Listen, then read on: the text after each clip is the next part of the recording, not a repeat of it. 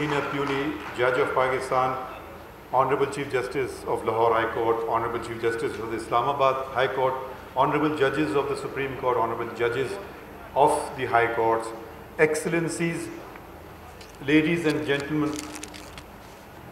Assalamu alaikum.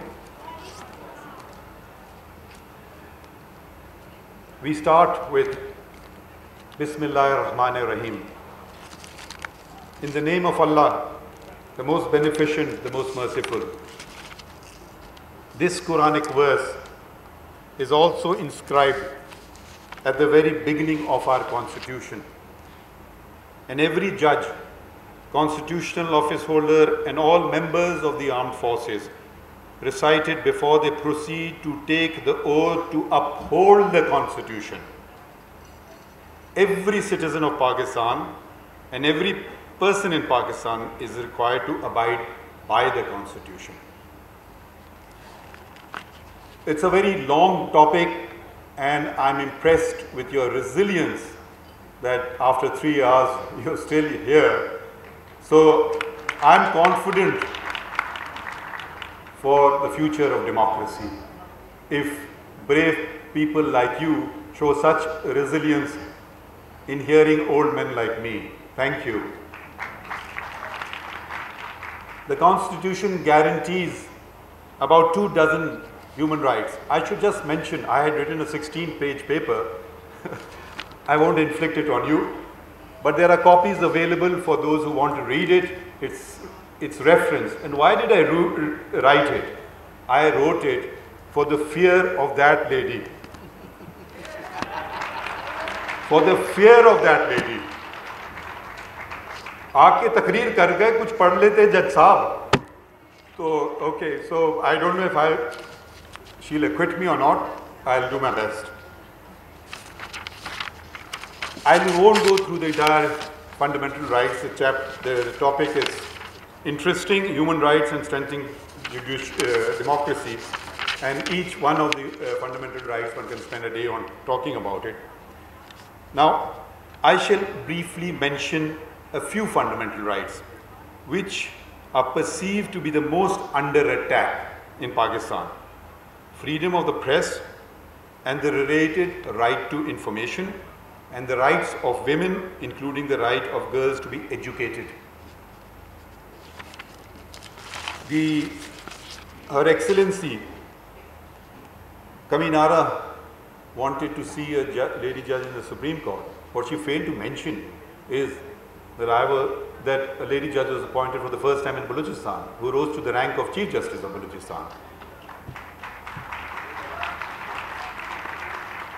Asma Jahangir became the President of Pakistan, President of the Supreme Court Bar Association of Pakistan. There was some conference which he had arranged, and there was a large Indian contingent. I said, your nation has still not had a lady as the President of your Bar Association. Yes. Another distinction for this country is, and that is a distinction amongst 50 Muslim countries of the world, we had the first Muslim Prime Minister.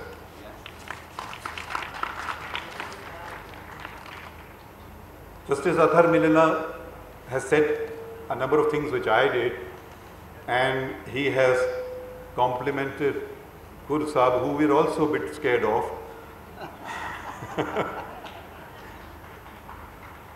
And he mentioned judges who did not take oath. He forgot to mention the first of them. He was from Balochistan as well, Justice Dora Patel.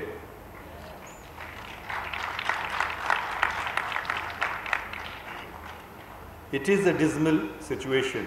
Unless you don't own up to the truth, there is no chance for redemption. The World Press Freedom Index evaluates 180 countries and ranks them according to the prevalence of press freedom. In 2017 and 2018, Pakistan stood at the very low 139th position of the Freedom Index. We've slipped down to the 145th position. This is unforgivable. Why do I say that?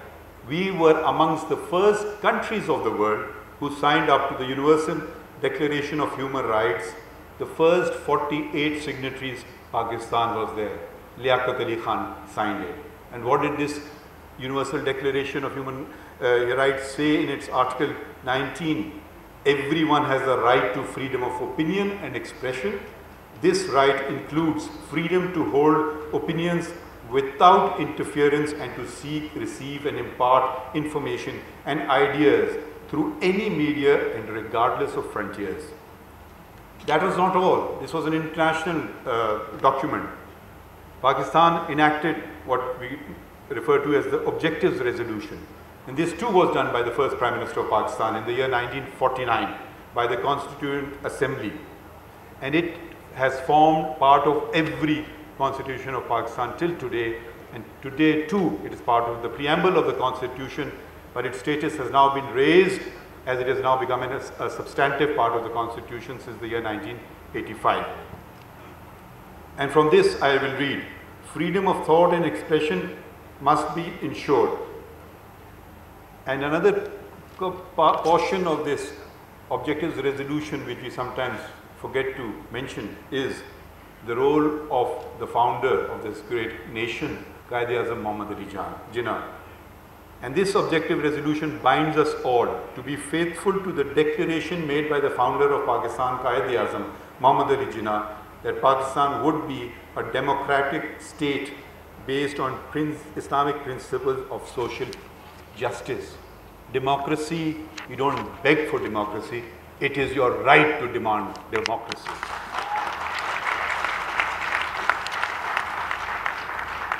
One of the greatest constitutional minds that the subcontinent produced was Jinnah. And as far back as the press, he was commenting about the Press Act of 1910. 1910, 111 years ago. And he called it a striking blow at the liberty of the press which we all prize. And I again quote the great leader, gagging the legitimate constitutional expression of the public opinion and criticism of the government by banning meetings and processions and other executive methods by which the police and the administration are used not only to gag the free expression of opinion and criticism, which are the elementary rights of the citizen, but have destroyed all semblance of civil liberties and have by various methods chloroformed the press. I will not pass judgment on today's press, you are better, an international organization will better do that. He stood before in the Imperial Legislative Council, of which he was a member, and spoke truth to a foreign occupying power. Do these words resonate today? That is your call. Are you going to keep millions and millions of people trodden under your feet for fear that they may demand more rights? Are you going to keep them? Are you going to keep them in ignorance and darkness forever and for all ages to come, because they may stand up against you and say that we have certain rights and you must give them to us? Is that the feeling of humanity? Is that the spirit of humanity? It is the elementary right of every man to say, if he is wrong, that he is wrong, that he is, and that he should be righted. That's our founder's words. And were these new novel words, or was he following an earlier and a much, much greater tradition? The teachings of Prophet Muhammad, peace and blessings be upon him. And what did he say? This is a well-established hadith, and I have referenced all points in my paper. There are 85 references.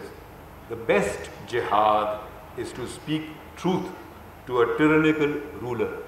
The best jihad, Jihad-e-Akbar, this is the greater one. Jihad-e-Asghar is the lesser one, which you take up arms for the sake of the Almighty, not for any other purpose. And this, the Prophet derives from the Holy Quran, which says, speak the truth. And it's not just one, there are a number of verses of the Holy Quran which says so, and these have been listed as well. There's a very famous incident. A man came to the Prophet and said, Ya Rasulullah sallallahu alaihi wasallam, I have many sins. I steal I gamble, I drink, and I lie. But for your sake, I'll give up one of them. Stop lying.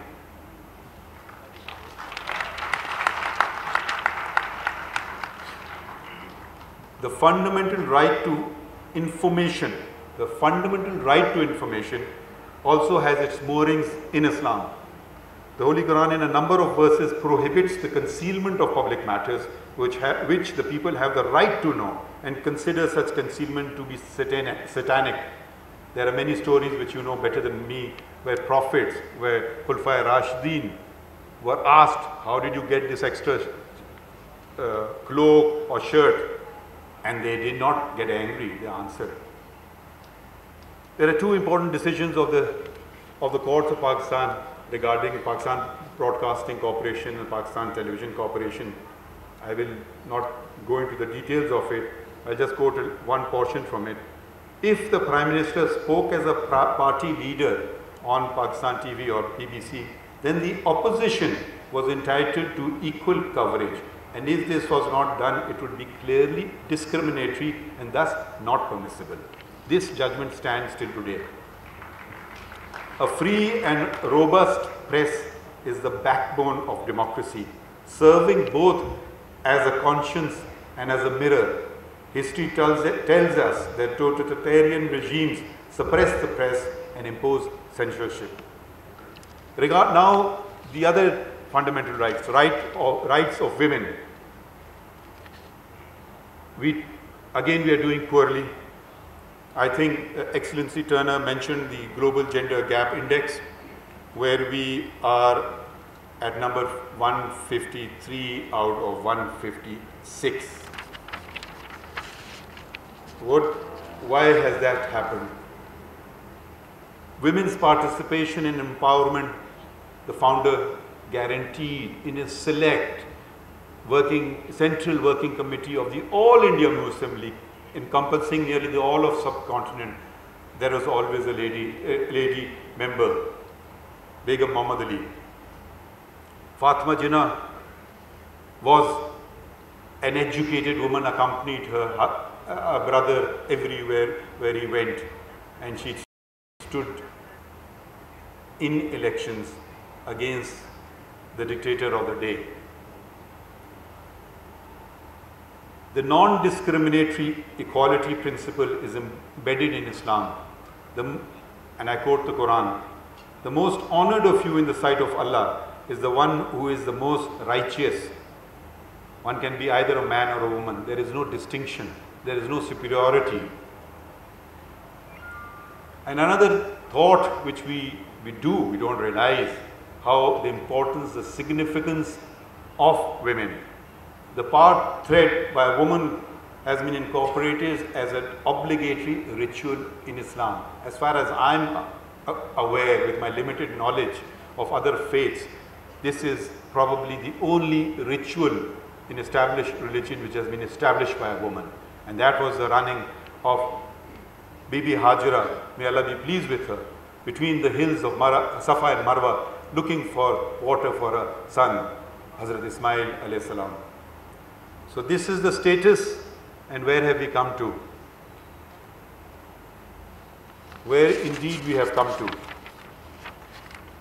These are not isolated examples, the list goes on and on. Prophets, Hazrat Khadija bin Khalid was a businesswoman, widowed, 40 years old, proposed to the Prophet. A young man of 25, 15 years age difference. Can we envisage this happening in today's society? She is referred to as Ummul Mumineen, mother of all Muslims. Does anyone emulate her example? Does anyone emulate the example of the Prophet in this regard? Or always the second wife is a younger woman? Then we have, and he did not marry during her lifetime again. And then we have the great example of Hazrat Abu Bakr's daughter, Aisha. May Allah be pleased with both of them, that she we narrate hadiths, and she is the source of about 3,000 of them. Not only that, she participated in battle, she taught in the mosque, and these are well-established facts. It's not just a case that the Prophet's family were so privileged. The Hazrat Umar Farooq, may Allah be pleased with him, appointed Shifa bint Abdullah, a woman who was experienced in business matters, as market inspector in Medina. Now, imagine, go back in time. Then, that society. In our constitution, the state is required to provide free and compulsory education to all children of all ages from age 5 to age 16. But what is happening? Ill-tempered ferociousness is displayed to keep women and girls out of school and keep them illiterate and uneducated. The ignorant who target girls going to school and attack school audaciously justify their violent acts as being Islamic. The Holy Quran itself exposes their monstrous lies. The very first wahi, revelation from up high to the Prophet was one word, Iqra, fail amar, the command form of the word, read.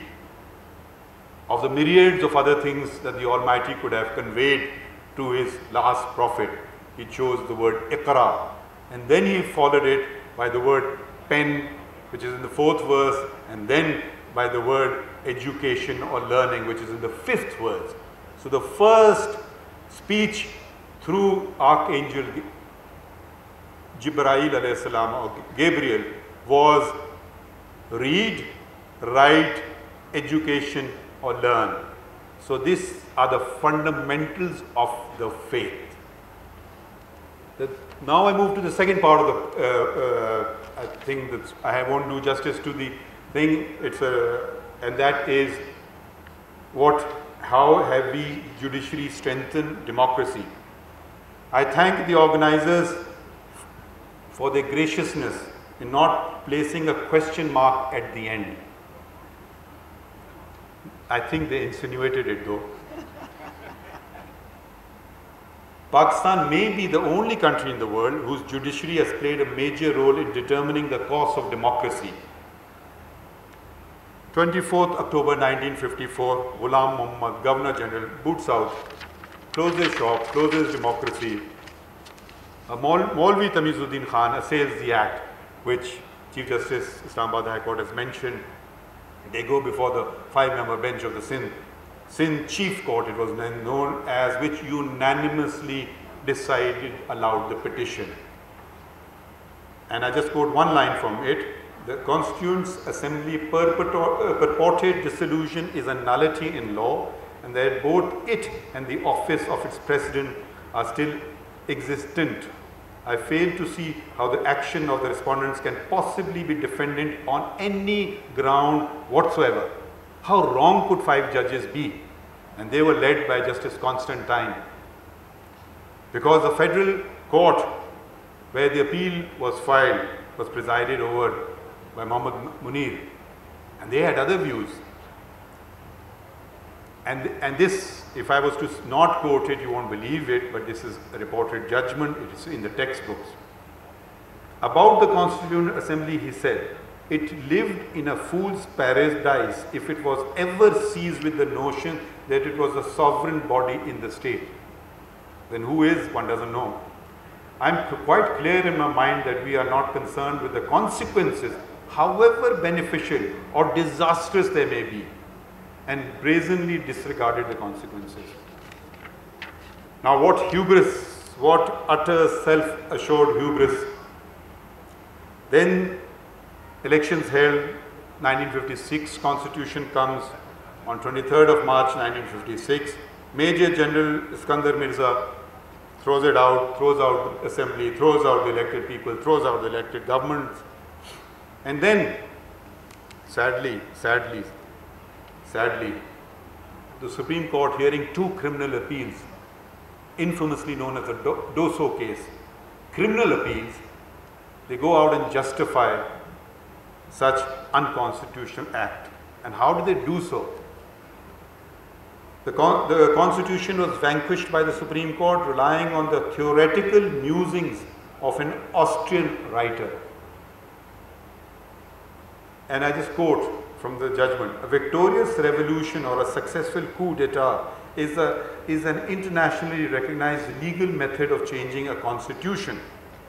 These are judges who had sworn to uphold the constitution, but they were mesmerized by the writings of Hans Kelsen and certified him to be a renowned modern jurist. Incidentally, Hans Kelsen had to leave Austria when another Austrian, Hitler, took over power. So he should have stood there and said, I stand by my words now. Then Muhammad Ayub Khan, the commander-in-chief, he did the same act. He drafted his own constitution in the year 1962. He did not abide by his own constitution, handed it over to another general, General Yahya Khan. And then comes the role of this lady, who was then a young woman, Asma Jilani. She challenged the detention of her father, Malik Ghulam Jilani, and the validity of the Defense of Pakistan rules under which he was incarcerated. And there was another petition as well by Zarina Gohar challenging Altaf Hussain Gohar, the editor-in-chief of Dawn's, his detention. And what does the Supreme Court now say? They overruled Doso's judgment and said, a perfectly good country was made into a laughing stock. A country which came into being with a written constitution providing for a parliamentary form of government with distribution of state power between the executive, legislature and the judiciary was soon converted into an autocracy and eventually degenerated into military dictatorship, and the people ceased to have any share in the exercise of state powers. These are words of the Supreme Court. Next election, Zulfikar Ali Bhutto is elected as Prime Minister, and what remains of Pakistan, its western wing, becomes Pakistan, and the constitution, the present constitution, was adopted or came into effect on 14th of August 1973. But soon we are back to square one. 5th of July 1977 comes and General Ziaul Haq, the Chief of our Army Staff, seizes power. Again, the Supreme Court, and this Supreme Court headed by Chief Justice Anwarul Haq, quote, the declared objectives of the martial law are to create conditions suitable for the holding of free and fair elections. What irony. In terms of the 1973 Constitution, yet we know first it was 1 month, then 9 months, and then 11 years till the next elections came on non-party basis. Such a mockery was made of Islam, misuse of the teachings of Islam was because nowhere in the Quran the Almighty does not even grant such pharaonic powers to His beloved, the prophets. And once we got rid, this was the direct device. The indirect device was the Article 58(2)(b) of the Constitution, which is no longer there, which was first used by Ghulam Ishaq Khan because of a speech given by the then Prime Minister Mian Mohammad Nawaz Sharif on 17th of April 1993, and then the same power of sacking the government, but this time they were lucky as the Supreme Court by a majority of 10-1 restored the National Assembly and the Cabinet. The next time it was used on 5th of November 1996 by Farooq Ahmad Khan Laghari in dissolving the first woman Prime Minister and her Cabinet and sent her home. The country was not so lucky. And politician Mahmood Khan Achakzai, he too belongs to Balochistan. And others challenged this. And the then Chief Justice Azad Ali Shah said this, I quote him, in fact, Article 58(2)(b) has shut the door on martial law forever. Could anyone have been so wrong? Because on 12th of October 1999, another general struck General Pervez Musharraf and seized power. And this was again validated by the Supreme Court by a voluminous judgment of running into 287 paragraphs by Irshad, the then Chief Justice Irshad Hasan Khan. And here, how did the Supreme Court endorse his dictatorial rule? It said, state necessity, and used a Latin maxim which no one in Pakistan understood, so it sounds good. Salus populi suprema lex, and had the audacity to say that this doctrine is recognized, quote, and these are quotes, recognized not only in Islam and other religions of the world, but also accepted by eminent international jurists. General Musharraf struck twice, again on 3rd of November 2007. I just should mention the earlier attacks and the later attacks were different. Ziaul Haq and then all later dictators realized that first of all, I will now use Excellency Stirner's love of cricket, that you must not only get an umpire of your choice, you must fix the field, you must permit ball tampering. What am I saying? First, judges take an oath of loyalty to me, the dictator of the day, and then hear the cases. So this is the new set that started by first compelling judges to take oath, and those who did not take went home. Justice Dora Patel had set a great precedent, which sadly few followed. He manipulated a petition filed by Tikka Muhammad Iqbal, and which got endorsed in virtually 20 days. He incarcerated the then Chief Justice of Pakistan and 13 judges of the Supreme Court. A nationwide protest ensued. A nationwide. That's where your responsibility comes in. Known as the lawyers' movement, but I think it was all of civil society. And we have one articulate member of that society on the bench, as a speaker. It's just a mere coincidence that he's from Balochistan. And judges were finally restored on 23rd of March 2009. Finally, and I hope this is the final nail in the coffin, a 14-member bench of the Supreme Court headed by Iftikhar Muhammad Chaudhry allowed the petition filed by the Sindh High Court Bar Association, uprooted the decision in Tikka Muhammad Khan and all earlier decisions of the Supreme Court where they had validated unconstitutional dictatorial military rule. It was, Chaudhry Sahab wrote 200 paragraphs. Yes, I will not read them. I will just read additional note, I think, which sums it up beautifully, and that comprises of only 6 paragraphs. I'm only going to read one, and that was by Justice Jawad S. Khwaja. He writes, can constitutional legitimacy flow from the force of arms, or, as is more graphically put at times, from the barrel of a gun?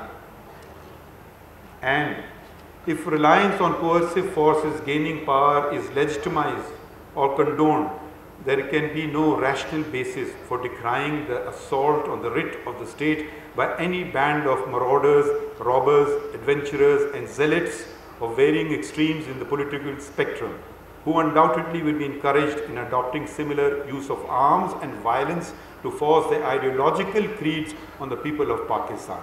The people of Pakistan have consciously chosen the method for their own governance. The Constitution is a document which at the conscious level records in classical terms the social contract between the people and those who they chose to entrust with the governance of the state. Courts have nothing to do with it. And I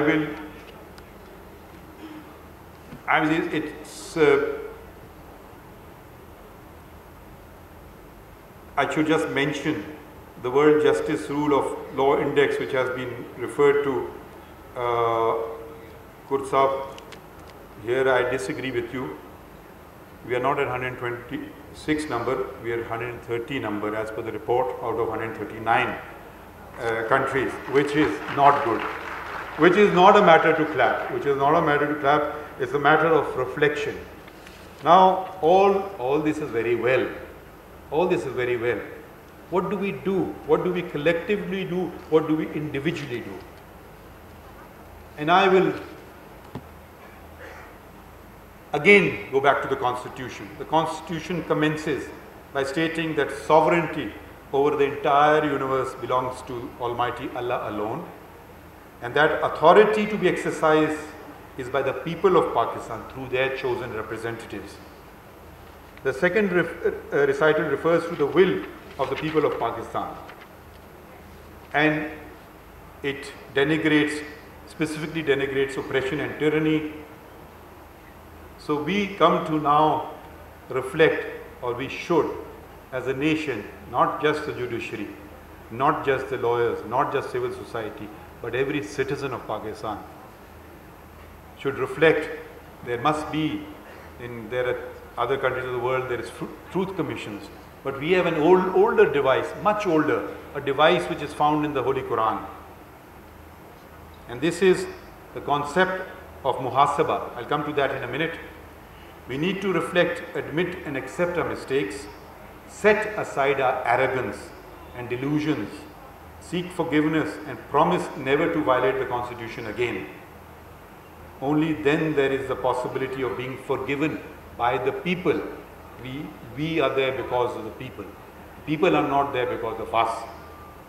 Islam requires us to do something very similar in the concept of muhasaba.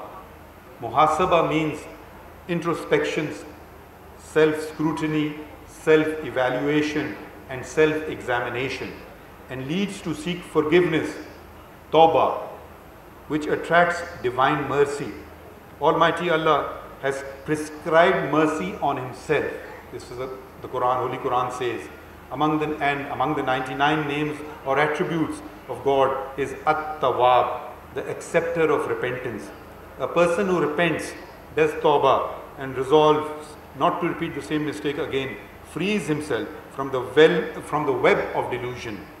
Muhasaba redacts self-esteem, self-importance, pride and arrogance.